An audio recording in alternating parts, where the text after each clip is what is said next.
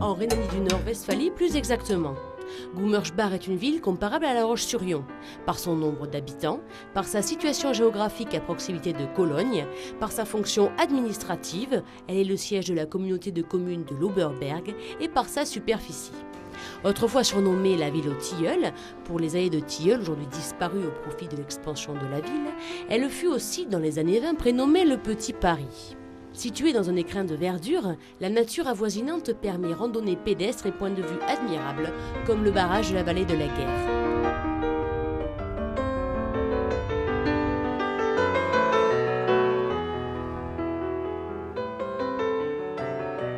Côté culture, le centre-ville de Gummersbach garde une histoire forte, avec ses églises aux peintures anciennes, ses maisons typiques qui côtoient commerce, administration, théâtre et collèges et lycées.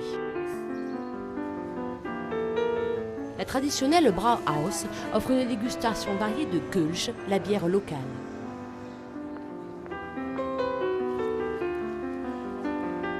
Gummersbach, c'est aussi une activité industrielle en plein développement, une université nouvellement créée et un handball comme sport de prédilection, avec nombre de joueurs français en cours de transfert.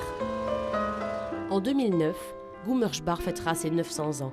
L'invitation est donc lancée aux Lyonnais, désireux de partager les festivités de cette ville, devenue en quelques années un centre économique et culturel incontournable dans la proche périphérie de Cologne. Bourg est située dans l'ancienne Allemagne de l'Est, dans le land du Sachsen-Anhalt. Les villes à proximité sont Berlin et Magdebourg, aujourd'hui célèbre pour son groupe Tokyo Hotel. Avec ses 24 000 habitants et ses 158 km², Bourg est la préfecture du Jerichower depuis 1994. Entourée de champs et de denses forêts, Bourg la discrète dévoile ses 1060 ans d'histoire lors d'une balade au cœur de la ville des Tours, protégée par son saint patron Roland.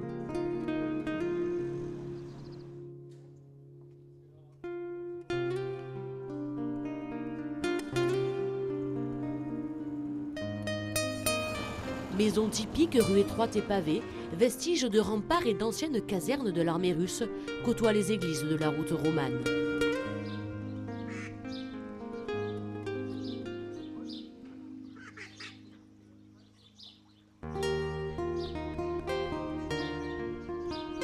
Bourg la secrète recèle des trésors.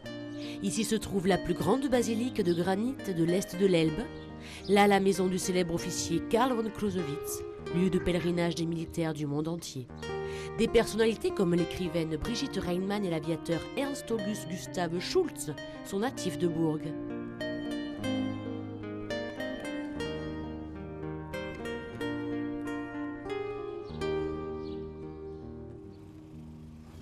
L'histoire et l'expansion économique de cette ancienne ville de garnison sont intimement liées à la colonisation des Huguenots. La présence de l'Ille, charmante rivière qui serpente à travers la ville, a permis l'installation de tanneries au XIXe siècle. La plus vieille usine de chaussures d'Europe s'est établie ici, et la célèbre biscotte Asa vient elle aussi d'ici. Et ce n'est pas fini, car l'installation de nouvelles entreprises dans les zones industrielles en pleine expansion promet encore de beaux jours à la ville des Tours, pour laquelle on se doit de faire un détour. La délégation lyonnaise a fait une visite surprise dans une des deux maisons de jeunes de Gummersbach qui fêtait ses 10 ans d'existence. Sur place, ils ont rencontré jeunes, animateurs et responsables. Les échanges ont été plus que constructifs puisque les bases d'un projet d'échange entre maisons de jeunes de La Roche-sur-Yon et de Gummersbach ont été posées. Tout a commencé par une rencontre fortuite entre Hélène et Béate. Je lui ai proposé d'avoir des échanges professionnels avec le service jeunesse de La Roche-sur-Yon et les structures jeunes. Elle n'attendait que ça puisqu'elle cherchait un contact pour échanger aussi au niveau des professionnels qui s'occupent des jeunes à Gummersbach.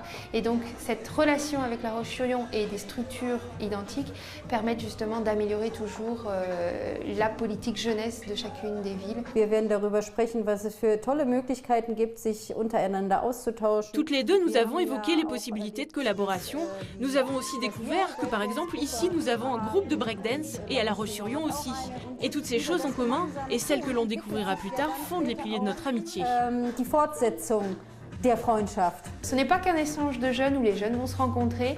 On essaye de mettre toujours quelque chose qui bénéficie non seulement à la structure jeunesse en elle-même, mais aussi à la méthode d'activité pour les jeunes. Ich glaube, dass wir alle sehr motiviert On sind. est très motivés de pouvoir faire ce que l'on veut ensemble, c'est très enthousiasmant.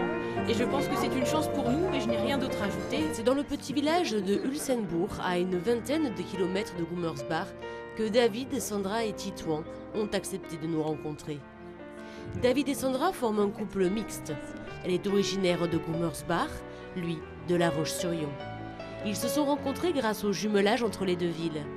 Mariés en 2000, ils sont les jeunes parents de Titouan, 2 ans et demi, fruit d'une belle histoire qu'ils ont accepté de nous conter. Comment on s'est rencontrés? Donc c'était exactement devant la porte de notre maison à Gummersbach, où j'habitais à l'époque chez mes parents. Et moi j'étais venu par le biais du jumelage. Mon oncle qui travaillait dans l'association française m'avait trouvé un stage pendant l'été en Allemagne. Et puis j'ai rencontré un autre Français qui travaillait dans la même entreprise et qui connaissait Sandra.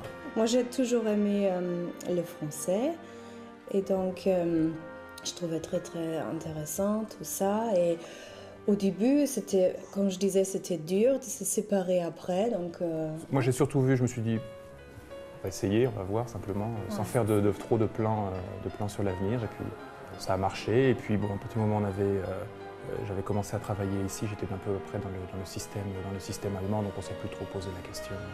Et depuis qu'il est né, en fait, moi je lui parle que en français. Sandra a aussi beaucoup parlé en français avec lui.